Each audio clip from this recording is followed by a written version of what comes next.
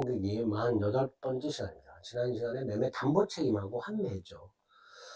담보 책임은 법정 무과실 책임이라고 그랬고요. 면제 증약할 수 있다고 그랬고요. 자, 크게 5가지 권리를 매수인이 행사한다 그랬죠. 대금 감액 청구권, 계약 해제권, 손해배상 청구권, 출첵 상환 청구권, 완전물 급부 청구권. 자, 이런 권리를 어떤 기준에 따라서 행사한다? 물건 매매, 물건 경매, 채권 매매. 물건 매매는 권리하자, 물건하자. 권리하자 5개. 전부 타인 권리. 전타 손해손, 악해 도손해. 일부 타인 권리. 일타 대감 선해손. 수량 부족 일부 멸실. 부실 선대감 훼손. 용익적 권리한 제한. 용선해손. 저당권 실행에 의한 담보 책임. 저당 출해손. 딱 요 정도는 좀 암기해달라 그랬죠. 물건에 하자는 특정물과 불특정물로 나뉜다. 뭐 딱 그 정도. 그렇게 딱 표만 한번 이렇게 다시 한번 생각을 더듬어 주시면 됩니다. 그럼 환매가 있었죠. 목적물을 매도인이 일방적으로 되사오는 것.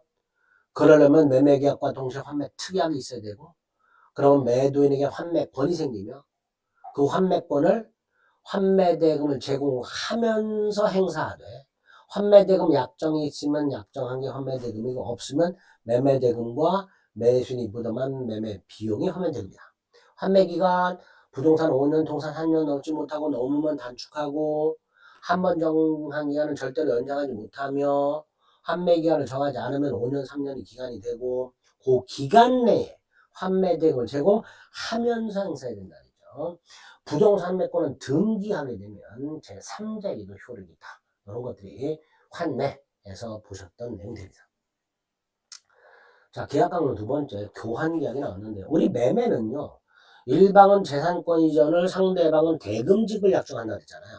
그리고 대금은 반드시 금전이라 그랬잖아요. 반면에 교환은 재산권을 서로 넘겨주는 거예요. 어떤 재산권? 금전 이외의 재산권. 예를 들어 가분을에게 A 토지를, 을은 갑에게 비건물을 이렇게 금전 이외의 재산권을 상호 이전함으로써가 아니고 이전할 것을 약정함으로 성립한다 그랬죠. 그러니까 낙성 계약이죠. 쌍무고 유상이죠. 분료식이고 일시적 계약이 됩니다. 이렇게 재산권 상호 이전. 유상계약이니까 담보책임 인정되고요. 쌍무계약이니까 동시이행의 한명권과 위험부담의 문제가 발생하겠죠. 그래서 이 교환계약은 교환계약 지문을 보다 보면 특히 위험부담이라든가 담보책임 지문이 등장하게 됩니다. 위험부담이라든가 담보책임. 또 하나 교환계약은 뭐가 문제가 되냐면 이 이전하고자 하는 재산권의 차액, 가액의 차액. A 토지는 2억짜리, B 건물은 1억짜리. 그럼 1억의 차이가 있잖아. 그 차액을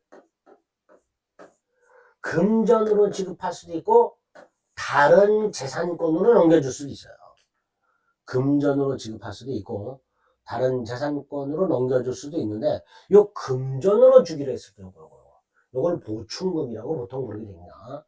그리고 이 보충금에 대해서는 매매 대금에 관한 규정을 준용하도록 하고 있습니다. 그럼 예를 들어서 을이요. B 건물을 갑에게 주기 전에 A 토지를 먼저 인도받으면 과실을 수취하잖아요. 이때 을은 A 토지 인도받은 날부터 보충금의 이자를 지급해야 된단 말이죠. 우리 매매에서 매수인이 대금을 지급하기 전에 물건을 먼저 인도받으면 그때부터 과실을 수취하기 때문에 그 매수인은 물건을 인도받은 날부터 대금에 이자를 지급하라 이런 게 있었잖아. 그대로 적용되는 거예요. 어쨌든 이 보충금에 대해서 매매 대금에 관한 규정을 따로 준용하도록 하고 있더라. 내용 뭐 읽어보시면 큰 어려움이 없습니다. 보충금 매매 대금에 관한 규정을 다만 이제 조심하실게요. 교환 계약상 채무는요. 재산권 이전의 채무입니다. 아까 갑은 A 토지를 을은 B 건물 플러스 1억을 이때 요 보충금 지급은 교환계약상 채무가 아니에요. 재산권 이전만 교환계약상 채무예요. 따라서 갑이 A 토지를 넘겨주고 을이 B 건물을 넘겨주면 양당사자는 교환계약상 의무를 다 한 거예요. 보충금을 제외한, 보충금은 금전이라고 그랬고 교환계약은 금전 이외의 재산권을 넘겨주는 거니까 결과적으로 갑이 A 토지 넘겨주고 을이 B 건물을 넘겨주면 갑과 을은 교환계약상 의무를 다 한 거예요. 따라서 을이 1억을 설령 갑에게 지급하지 않더라도 교환계약상 채무 불이행이 아닙니다. 다만 매매 대금에 관한 규정을 준용한다 그랬으니까 결국 대금 미지급에는 해당될 수 있는 거죠. 그죠? 교환계약상 채무 불이행은 아니지만 매매계약상 대금 미지급과 같으니까 결국 교환계약 자체를 해제할 수는 있다가 된다는 거. 요 정도만 기억을 해주시면 되겠습니다. 교환은 요 정도 보시면 충분합니다. 자, 이제 계약강론 마지막 임대차가 나왔습니다. 일단 대차는요, 빌려준다, 빌린다라는 뜻입니다. 대는 빌려준다는 뜻이고요. 차는 빌린다라는 뜻인데요. 이 대차가 민법에 3개가 있어요. 소비대차, 사용대차, 임대차. 일단 소비대차와 나머지는 목적물이 달라요. 소비대차는 소비물이에요. 그래서 빌린 물건 자체를 반환할 수가 없어요. 빌린 물건은 소비를 하고 동종료 물건으로 반환해야 됩니다. 반면에 사용대차와 임대차는 비소비물이기 때문에 빌린 물건 자체를 반환해야 됩니다. 두 번째, 소비대차는 유상으로 할 수도 있고 무상으로 할 수도 있습니다. 예를 들어서 무이자로 돈을 빌리면 무이자 금전 소비대차가 되는 거고요. 무상. 이자를 주기라면 유상이 되는 거예요. 반면에 사용대차는 무조건 무상이고요. 임대차는 무조건 유상입니다. 그러니까 사용대차는 사용대가를 지급하지 않고요. 임대차는 사용대가인 차임을 반드시 지급해야 됩니다. 이런 차이가 있다. 자, 그러면 임대차는 뭐냐? 양당사자가 무엇을 약속하는가? 일방은 목적물 사용수익을, 타방은 차임 지급을 약정합니다. 목적물 사용수익을 약정하는 사람이 임대인, 제주도 렌터카 회사, 차임 지급을 약정하는 사람, 렌트비를 지급하기로 하는 사람, 이게 임차인 이렇게 되겠죠. 이렇게 목적물 사용수익과 차임 지급이 임대차 계약의 목적이 되는 거예요. 낙성이고요, 유상이며, 쌍모고요, 분료식이며, 기간 정해져 있죠. 언제부터 언제까지 계속적 계약이다. 이렇게 되겠죠. 이게 임대차 계약의 의의가 됩니다. 근데 아주 민법 전체에 중요한 개념이 하나 나와요. 자, 몇 번 말씀드렸지만 임차권은 물권이다, 채권이다. 채권이라 그랬죠. 갑과 을 사이에 예컨대 주택임대차를 했다. 갑 집주인, 을 세입자, 세입자 임차인, 임차권이라는 권리가 생기는데 채권에 불과하다. 갑에게만 주장할 수 있다. 즉 대항력이 없다. 그랬죠. 그래서 어떤 문제가 생긴다고 그랬어요. 갑이 만약에 주택을 양도하여 병이 소유권을 취득하게 되면 물권이 채권에 우선하니까 병이 이렇게 집을 나가라. 그럼 우리는 집을 나가야 되는 이런 문제가 생길 수 있다고 그랬어요. 그래서 민법과 특별법에서 부동산 부동산 임차권에 대항력을 부여하여 그 힘을 강화해주고 있더란 말이죠. 대항력이 없는 임차권이라는 채권에 대항력을 부여해서 제3자에게도 그 임차권을 주장할 수 있도록 하고 있더라. 자, 민법에 두 가지가 있고요. 주택임대차보호법과 상가건물임대차보호법에 각각 하나씩 있습니다. 자, 민법에 있는 거 621조 임대차 등기라고 해서 부동산 임차인은 당사자 사이에 반대 약정이 없다면 임대인에게 임대차 등기 절차 협력을 청구할 수 있다. 자, 반대 약정이 없을 때 청구할 수 있으니까 반대 약정이 있으면 청구를 못하죠. 임의 규정. 그 다음 반대 약정이 없어서 등기 절차 협력을 청구했을 때 임대인이 거절하면 끝입니다. 즉 임대인의 승낙이 있어야만 됩니다. 다시 말해서 임대인은 임대차 등기 절차에 협력할 의무가 없습니다. 이게 만약에 형성권이라면요, 청구함으로써 의무가 바로 생기는 거예요. 근데 청구권입니다. 그래서 임대인이 거절하면 아무짝에도 쓸모없는 권리가 됩니다. 다만 이항, 임차인이 임차권 등기 절차 협력을 청구했고 임대인이 흔쾌히 해줬다. 그러면 등기가 되겠죠. 임차권이 그때부터 제3자에게 임대차 효력을 주장할 수 있습니다. 그게 621조고요. 622조는 다른 건 안 돼요. 건물 소유를 목적으로 남의 땅을 빌린 경우, 을이 갑수요 땅을 빌려서 건물을 소유하더라. 이 경우 을은 지금 토지 임차권이 있는 거예요. 근데 갑이 임차권 등기를 안 해줘요. 이때 을은 잽싸게 이 건물을 자기 이름으로 소유권 등기해. 보전 등기.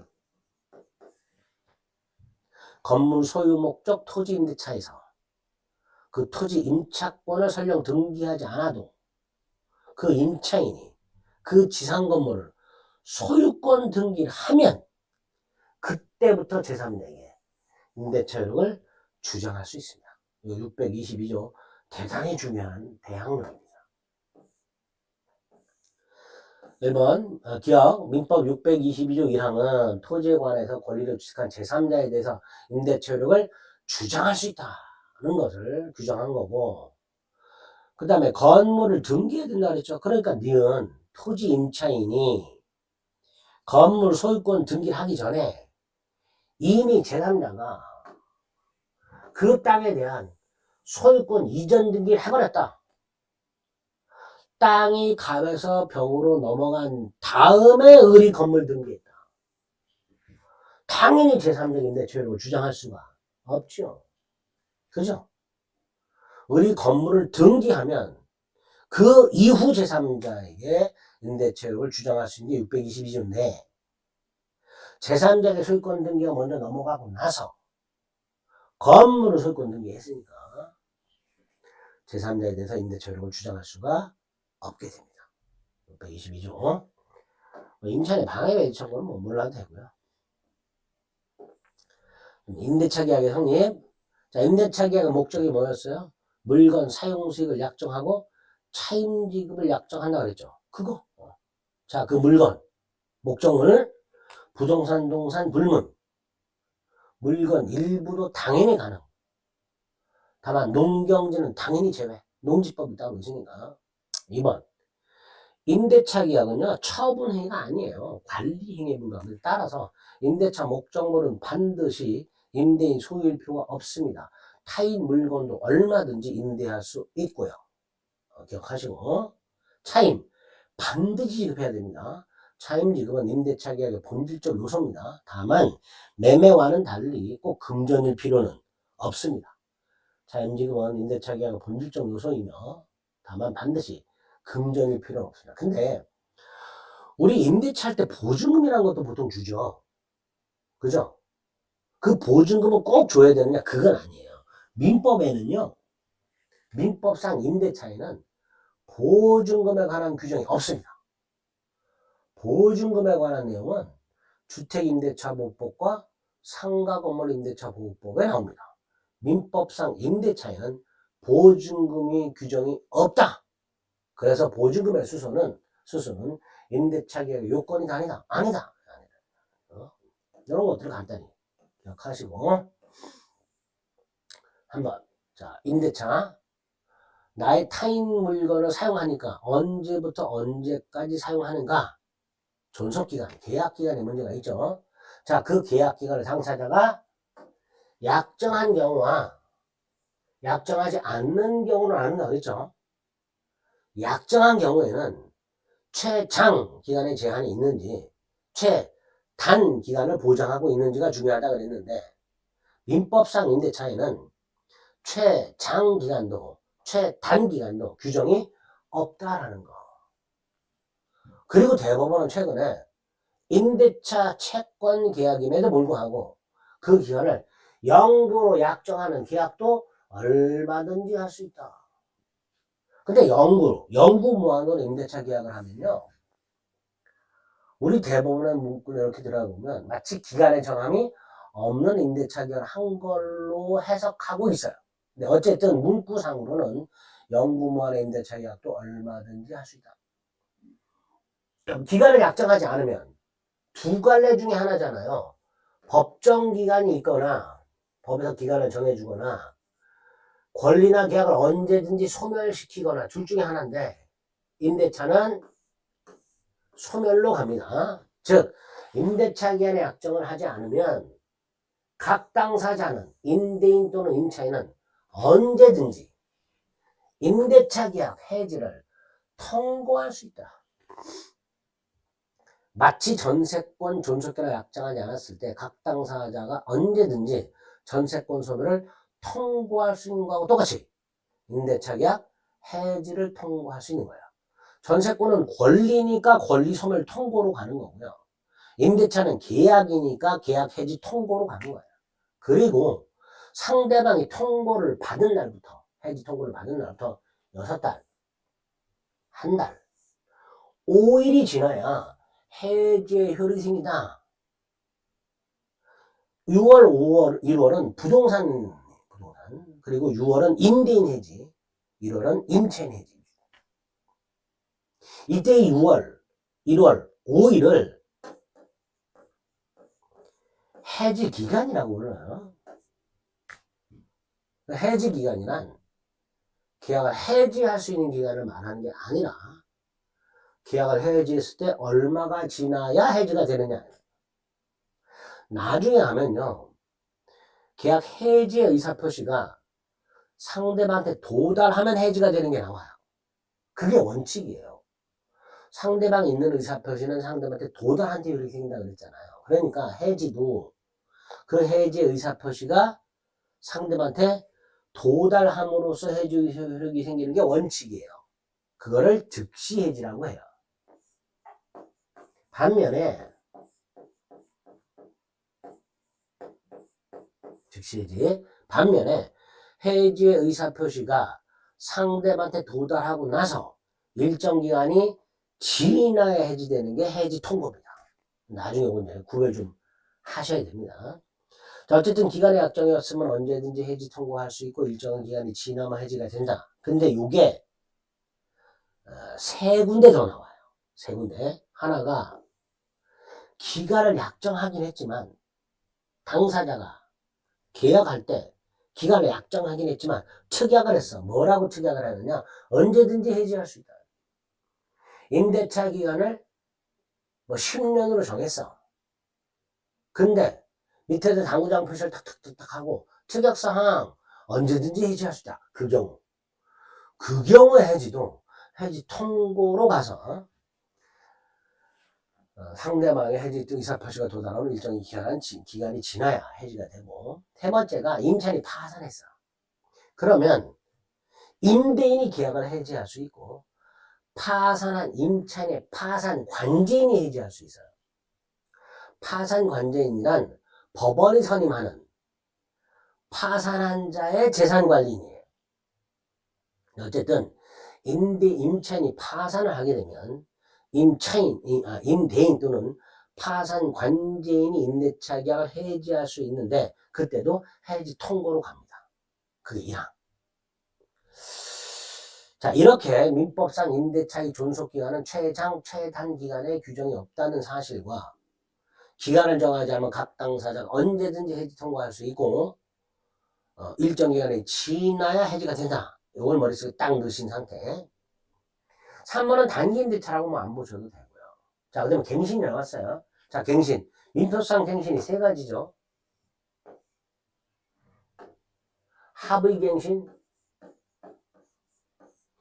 법정갱신, 묵시의 갱신, 갱신의 간접적 강제.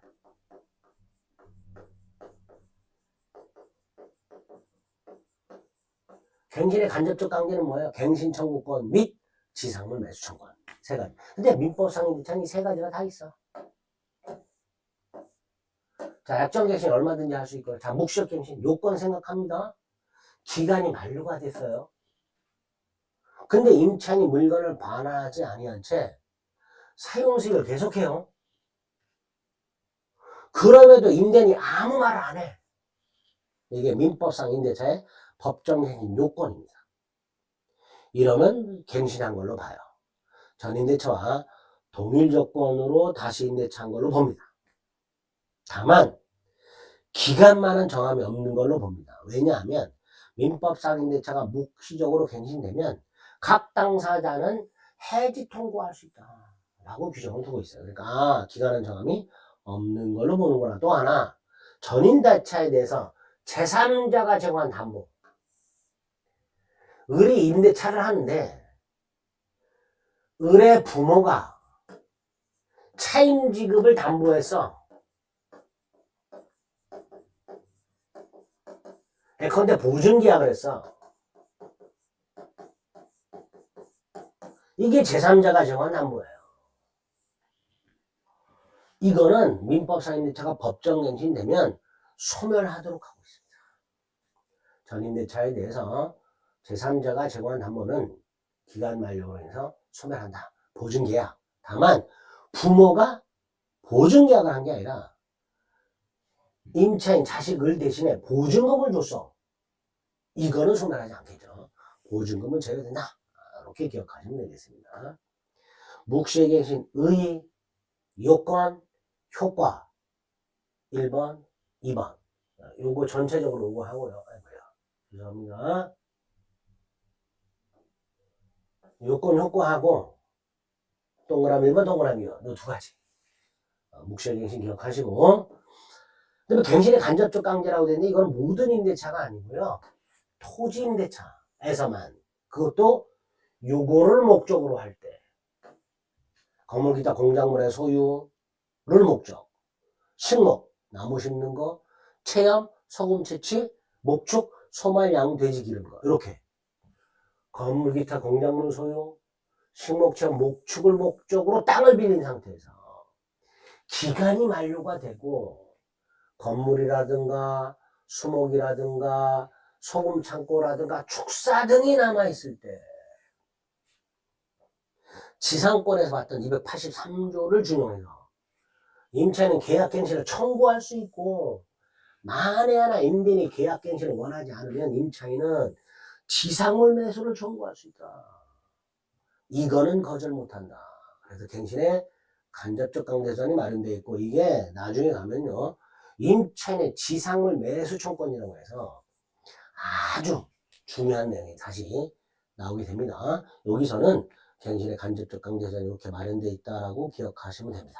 자, 임대차의 뜻, 성질, 부동산 임차권 강화, 그 다음에 임대차의 존속기한의 갱신, 기본이 된 내용들을 살펴봤어요. 다음 시간에 임대차의 효력이라고 해서 임대인 권리 의무, 임차인 권리 의무 이런 걸 살펴보도록 하겠습니다.